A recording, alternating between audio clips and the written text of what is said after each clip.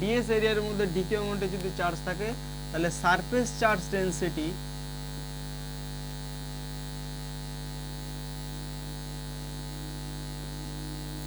Sigma equals to, এটাকে sigma সমান কত, ডিকিউ বাই ডিএস,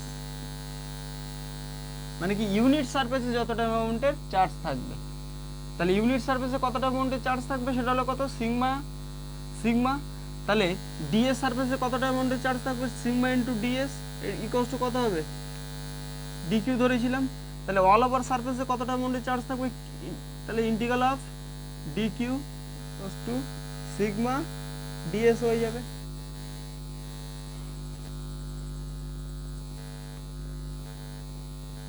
তাহলে লাইন চার্জ ডেনসিটিটা applicable for 1D body, surface charge distribution applicable for 2D body, and এবার volume চার্জটা আমরা এবার দেখব ভলিউম চার্জের ক্ষেত্রে কি আসে।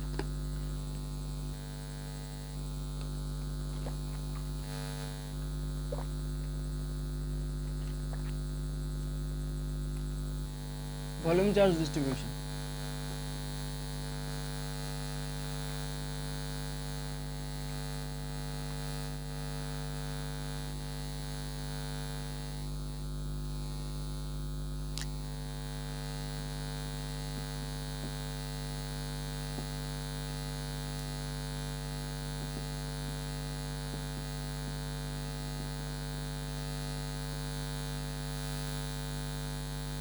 ধরো কোনো একটা বডি আছে, এরকম কোনো একটা বডি আছে,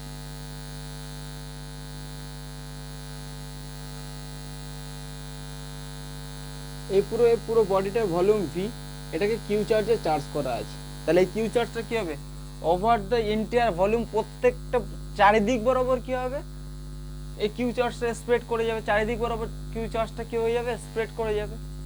তাহলে এখানে একটা ক্ষুদ্র অংশ আমি কেটে নিলাম, ডিকিউ ক্ষুদ্র অংশ আমি কেটে নিয়েছি, ধরো এখানে একটা ক্ষুদ্র অংশ যদি কেটে নিই,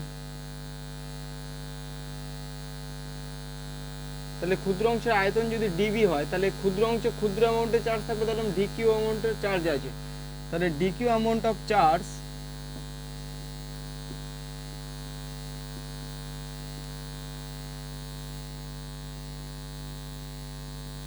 কনজিস্টস মানে ডিভি, মানে কি ডিকিউ অ্যামাউন্টের চার্জ যদি ডিভিতে যদি থাকে, তাহলে ডিভি ভলিউমে কতটা অ্যামাউন্টের চার্জ আছে, ডিকিউ অ্যামাউন্টের চার্জ আছে, তাহলে ইউনিট ভলিউমে কতটা পরিমাণ চার্জ আছে, ডিকিউ বাই ডিভি পরিমাণ চার্জ থাকবে, ডিকিউ বাই ডিভি পরিমাণ চার্জ থাকবে। তাহলে একক এটাকে ইন্ডিকেট করছে, ইউনিট ভলিউমে যতটা অ্যামাউন্টের চার্জ থাকছে সেটাকে ইন্ডিকেট করছে, তাহলে সে ইউনিট ভলিউমে যতটা অ্যামাউন্টের চার্জ থাকবে সেটাকে বলবো কি ভলিউম চার্জ ডেনসিটি, তাহলে ভলিউম চার্জ ডেনসিটি, এটাকে রো দেবো, rho equals to D Q by DV, তাহলে কোন একটা বডির ভলিউম চার্জ ডেনসিটি কত হবে, ভলিউম চার্জ ডেনসিটি তার টোটাল তার চার্জ বাই ওই চার্জটা যতটা পরিমাণ ভলিউমটা নিয়ে জুড়ে আছে। দেখো ইউনিট ভলিউমে কতটা পরিমাণ চার্জ আছে, রো পরিমাণ অ্যামাউন্টের চার্জ আছে, তাহলে এর ভিতরে যে কোনো জায়গায় কতটা পরিমাণ চার্জ থাকবে, রো অ্যামাউন্টের চার্জ থাকবে, তাহলে ডিবি ভলিউমে কতটা অ্যামাউন্টের চার্জ থাকবে, তাহলে ডিবি ভলিউমে রো ইনটু ডিবি অ্যামাউন্টের চার্জ থাকবে, তাহলে এটাই মানে কি এই ডিকিউ, এটাই মানে কি ইন্ডিকেট করছে, ডিকিউ ইন্ডিকেট করছে, দেখো DQ equals to rho into DV আছে।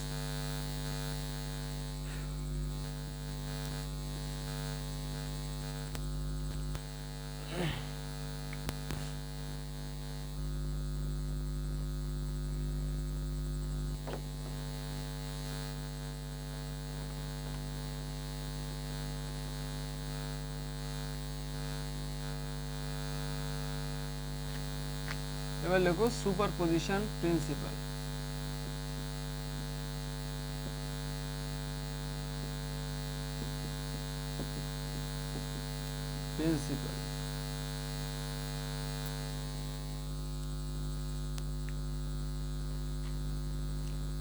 ধরো কোনো একটা জায়গায় একসাথে এন অনেকগুলো চার্জ আছে, Q1 চার্জ আছে, Q2 চার্জ আছে, Q3 চার্জ আছে, Qn নাম্বার, একসাথে অনেকগুলো চার্জ আছে, একটা সিস্টেমের ভিতরে অনেকগুলো চার্জ আছে, তাহলে প্রত্যেকটা চার্জ কি হবে, রেস্টে আছে, তাহলে প্রত্যেকটা চার্জগুলো কি আছে, অ্যাট রেস্টে আছে।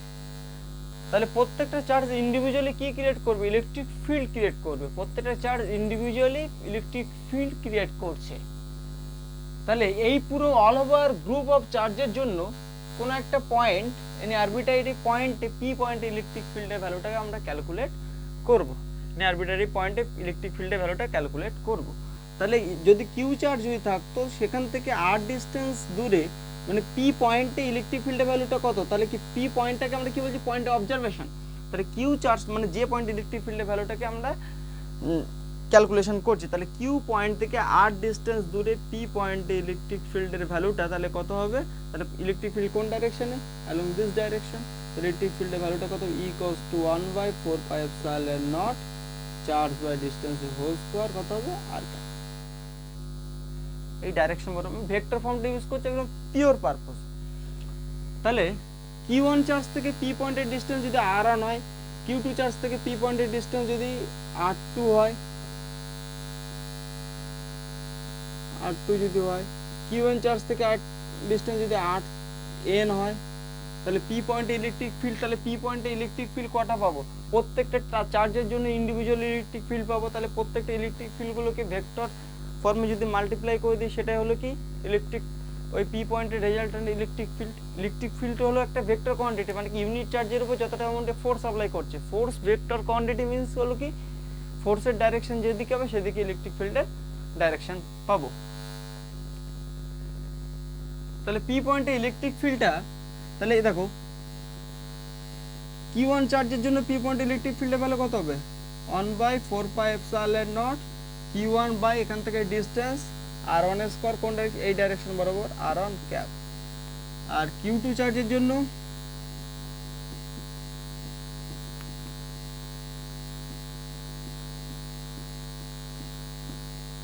এবার ডট আর n নাম্বার অফ চার্জের জন্য তাহলে কত হবে,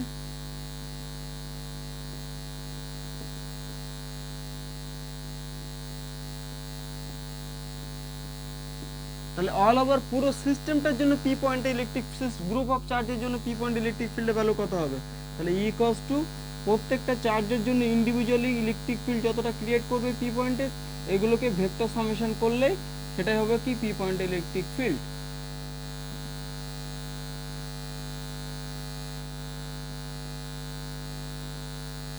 অ্যাড করে দাও।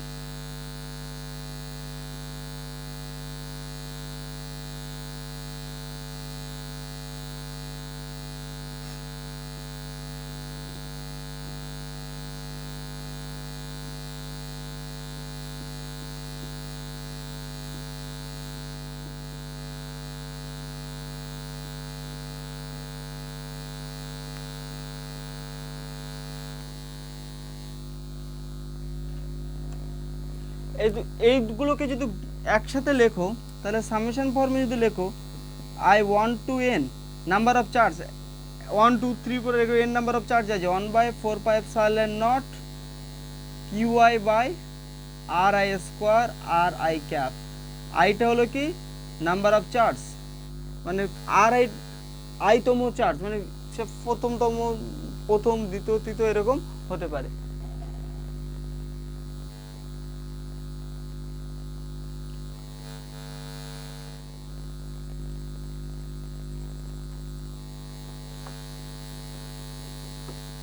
এটাই ছিল কি সুপারপজিশন প্রিন্সিপাল। তাহলে সুপারপজিশন প্রিন্সিপালে তাহলে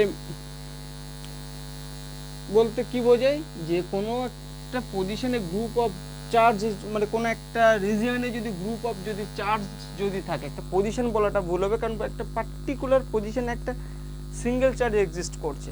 এবারে ওখানে মানে কি যদি একসাথে অনেকগুলো চার্জ যদি করো, তাহলে কি পুরো একসাথে টোটাল অ্যামাউন্ট অফ চার্জ, মানে কি একটা সিঙ্গেল সবগুলো চার্জ যদি একটা পজিশনে থাকে, তাহলে কি হবে একটা চার্জ হিসেবে কাউন্ট করব, তাহলে সেই চার্জের ভ্যালুটা কী হবে, অনেকগুলো চার্জের সেই চার্জগুলোকে যোগফল হিসেবে ধরে নেব।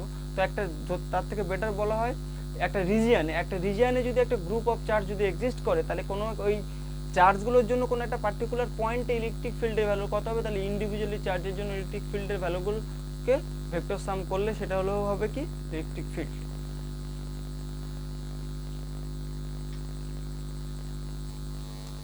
দেখো electric field due to charge distribution, charge ডিস্ট্রিবিউশনের জন্য ইলেকট্রিক ফিল্ডের ভ্যালুটা ক্যালকুলেট করবে।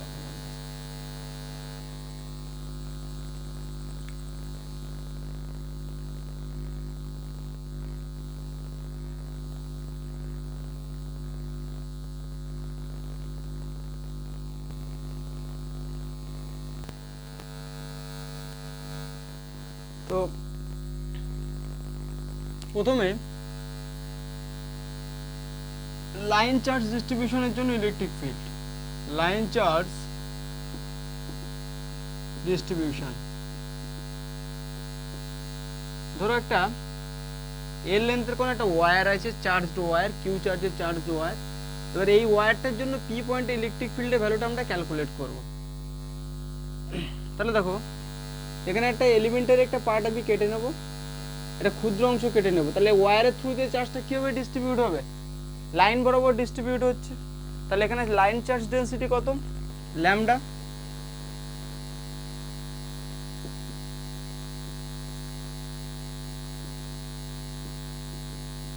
Cross two lambda. তাহলে ডিএল ক্ষুদ্র অংশে, এই ডিএল ক্ষুদ্র অংশে কতটা অ্যামাউন্টে চার্জ আছে, তাহলে ডিকিউ ইকুয়ালস টু কত হবে, ল্যামডা ইনটু ডিএল। ইউনিট লেন্থের জন্য ল্যামডা, তাহলে ডিএল লেন্থের জন্য কত হবে, ল্যামডা ইনটু ডিএল অ্যামাউন্টে চার্জ আছে। তাহলে ডিএল ক্ষুদ্র অংশে ডিকিউ অ্যামাউন্টের চার্জের জন্য পি পয়েন্ট ইলেকট্রিক ফিল্ডের ভ্যালুটাকে ক্যালকুলেট করি। তাহলে ডিএল ক্ষুদ্র অংশ থেকে পি পয়েন্টে পজিশন ভেক্টর ধরলাম আর ভেক্টর, এই ডাইরেকশন বরাবর আর ক্যাপের ডাইরেকশন, মানে কি ডিএল ক্ষুদ্র অংশ থেকে পি পয়েন্টের পজিশন ভেক্টর আর ভেক্টর, মানে কি ডিএল পোরশন থেকে পি পয়েন্টের ডিসটেন্সটা হলো আর। এবারে এটা রেসপেক্টে এটার পজিশন ভেক্টর হলো কি এখান থেকে এই ডাইরেকশন বরাবর আর ক্যাপ। তাহলে ডিএল এলিমেন্টারি পার্টে এই ডিএল ক্ষুদ্র অংশে ডিকিউ অ্যামাউন্টের চার্জ থাকার জন্য পি পয়েন্টে ফিল্ডের ভ্যালু কত হবে, তাহলে ডি ইকুয়ালস টু 1/4πε0 ডিকিউ অ্যামাউন্টের চার্জ বা এখান থেকে এইটুকু ডিসটেন্সের স্কয়ার, কোন ডাইরেকশন বরাবর, আর ক্যাপ ডাইরেকশন বরাবর। তাহলে ডি ইকুয়ালস টু 1/4πε0 ডিকিউ এর ভ্যালু কত, lambda into DL by R square R cap, R square R cap. তাহলে অল ওভার পুরো বডিটার চার্জের জন্য পি পয়েন্টে ফিল্ডের ভ্যালু কত, কারণ পুরো বডিটাকে চার্জের জন্য ফিল্ডের ভ্যালুটা কত হবে, তাহলে field due to whole wire, তাহলে ই ইকুয়ালস টু কত হবে, integral of d, integral of 1/4πε0 lambda d l by R square R cap. 1/4πε0 টাকে বাইরে বার করে নাও, lambda d l by R square R cap. এখানে কার রেসপেক্টে ইন্টিগ্রাল হচ্ছে, ডি এল এর রেসপেক্টে, তাহলে এখানে লাইন ইন্টিগ্রাল হচ্ছে। তাহলে ই এর ভ্যালুটা কত আসবে,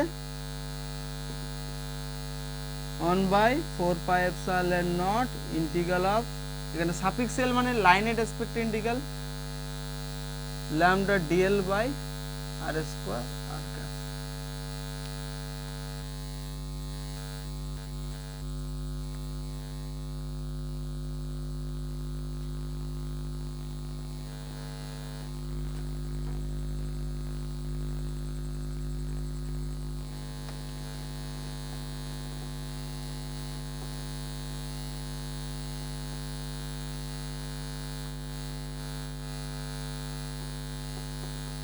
সেকেন্ড চার্জ ডিস্ট্রিবিউশন কি আছে, surface charge distribution.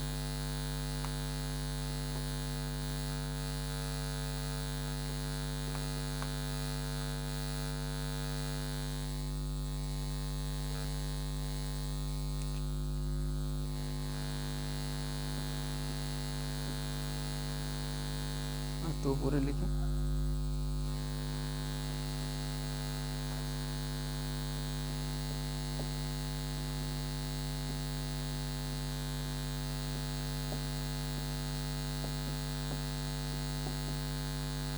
surface charge distribution.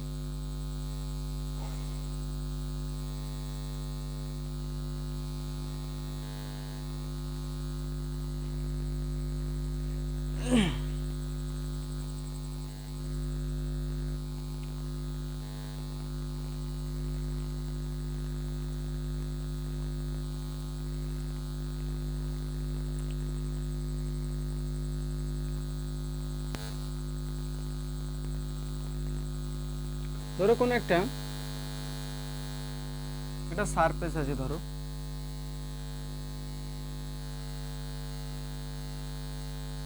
S একটা সারফেস আছে, এই সারফেসে কিউ চার্জে চার্জ করা আছে, এই সারফেসটাকে কিউ চার্জে চার্জ করা আছে। এই সারফেসে কিউ চার্জে চার্জ করার জন্য এরকম পি পয়েন্ট ইলেকট্রিক ফিল্ডের ভ্যালুটা আমরা ক্যালকুলেট করব।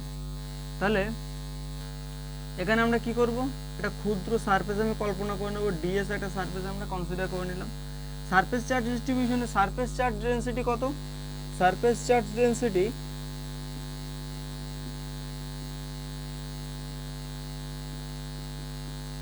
ইকুয়ালস টু সিগমা ধরলাম, মানে কি ইউনিট সারফেসে কতটা অ্যামাউন্টের চার্জ থাকবে, সিগমা। তাহলে ডিএস সারফেসে কতটা অ্যামাউন্টের চার্জ আছে, তাহলে ডিকিউ ইকুয়ালস টু কত হবে, সিগমা ইনটু ডিএস। তাহলে এই ডিএস সারফেসে ডিকিউ অ্যামাউন্টের চার্জের জন্য পি পয়েন্টে ফিল্ডের ভ্যালু কত হবে, তাহলে ডিএস সারফেস থেকে পি পয়েন্টের ডিসটেন্স হলো আর, এটা রেসপেক্টেড পজিশন ভেক্টর হলো আর ভেক্টর ধরলাম, এই ডাইরেকশন বরাবর আর ক্যাপ। তাহলে ডিএস সারফেসে ডিকিউ অ্যামাউন্টের চার্জের জন্য পি পয়েন্ট ইলেকট্রিক ফিল্ডের ভ্যালু কত, D equals two 1/4 pi epsilon naught dq charge by distance whole square r cap direction. 1/4 pi epsilon naught dq value sigma into ds by r square r cap. ঠিক আছে, তাহলে all over পুরো সারফেসটার জন্য P point electric ফিল্ডের value কত, তাহলে integral করে দেবো। তাহলে field due to whole surface, field due to whole surface, তাহলে E equals to integral of du হয়ে যাবে, তাহলে integral of 1/4 pi epsilon naught sigma ds by r square r cap। তাহলে সারফেসের রেসপেক্টে ইন্টিগ্রাল করছি, তাহলে এটা অল ওভার পুরো হোল সারফেসের জন্য পি পয়েন্ট ইলেকট্রিক ফিল্ডের ভ্যালু এটা আমরা পেয়ে গেলাম। তাহলে এবার যদি ইন কেস এই সারফেসটা যদি ক্লোজ সারফেস, মানে ধর একটা স্পিয়ার আছে, স্পিয়ারকে চার্জ করেছো, একটা সাম অ্যামাউন্টের চার্জে চার্জ করেছো, তাহলে কি হবে, স্পিয়ারটা হলো একটা ক্লোজ সারফেস। তাহলে ক্লোজ সারফেসের জন্য কি হবে, ফর ক্লোজ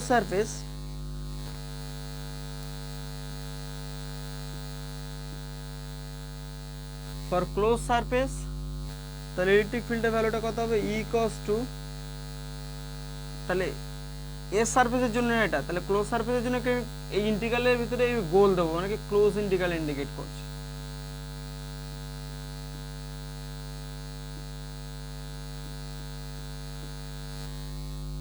এটাই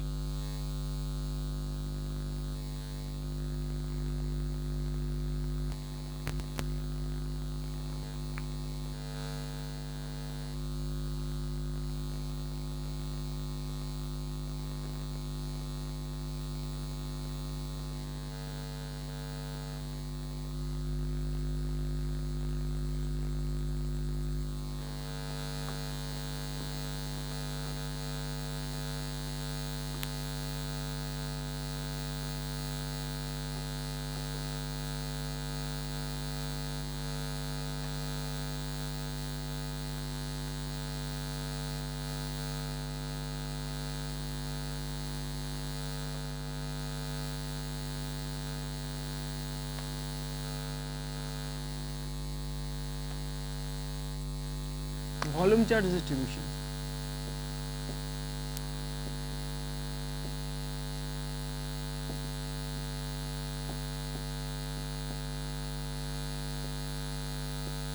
ভলিউম চার্জ ডিস্ট্রিবিউশন,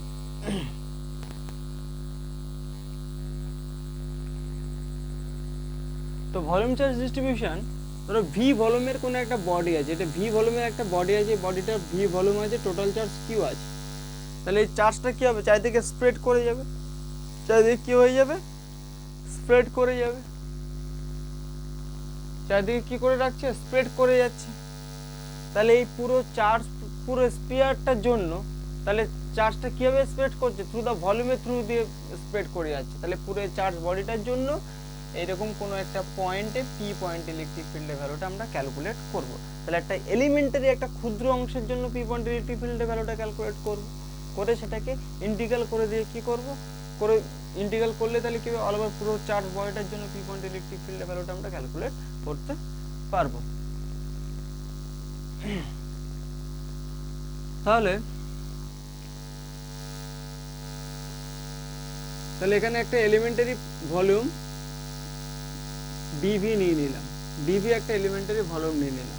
তাহলে এলিমেন্টারি ভলিউম ডিভি ভলিউমটা এই পি পয়েন্ট ইলেকট্রিক ফিল্ডের ভ্যালু ক্যালকুলেট করছি, তাহলে পুরো অল ওভার চার্জ বডিটার জন্য পি পয়েন্ট ইলেকট্রিক ফিল্ডের ভ্যালু ক্যালকুলেট করছি। তাহলে এলিমেন্টারি একটা ভলিউম, তাহলে এলিমেন্টারি ভলিউমটা কেটে নেবো। এলিমেন্টারি ভলিউমে কতটা অ্যামাউন্টের চার্জ থাকবে, এখানে চার্জটা কীভাবে ডিস্ট্রিবিউট হচ্ছে ওভার দ্য ভলিউমে, তাহলে charge distribution density, charge density কত হবে এখানে, ভলিউম চার্জ ডেন্সিটি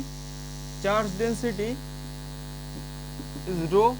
তাহলে ডিভি ভলিউমে কতটা অ্যামাউন্টের চার্জ আছে, ডিকিউ ইকুয়ালস টু কত হবে, রো ইনটু ডিভি।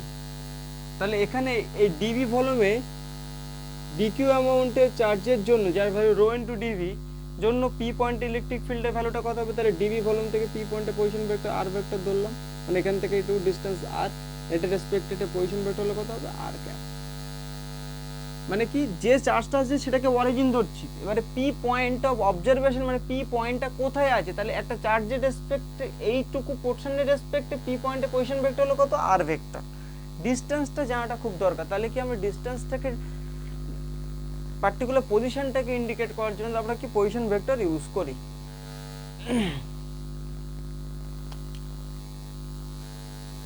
তাহলে এই ডিভি ভলিউমের জন্য পি পয়েন্ট ইলেকট্রিক ফিল্ডের ভ্যালুটা, ডিভি ভলিউমে ডিকিউ অ্যামাউন্টের চার্জের জন্য পি পয়েন্ট ইলেকট্রিক ফিল্ডের ভ্যালু কত হবে, ডি ইকুয়ালস টু 1/4πε0 ডিকিউ অ্যামাউন্টের charge by r square r cap.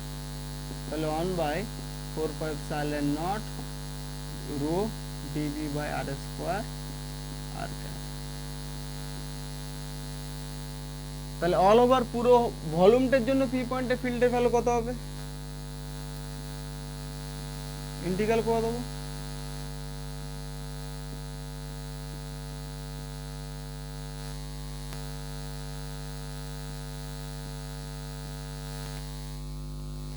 সহজে লিখে নাও।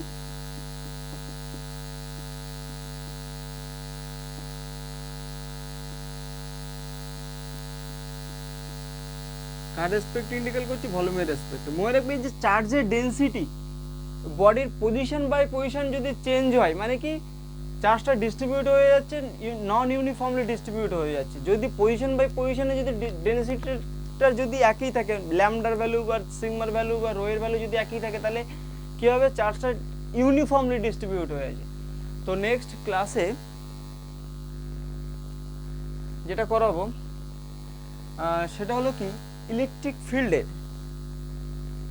প্রপার্টি নিয়ে ডিসকাস করবো। ইলেকট্রিক ফিল্ডের প্রপার্টি, তার আগে একটুখানি বলে দিই আজকে ইলেকট্রিক ফিল্ডের কিউ চার্জ যদি থাকে তাহলে এর ইলেকট্রিক ফিল্ড অ্যাপ্লিকেশনগুলো নেক্সট ক্লাসগুলোতে করাবো।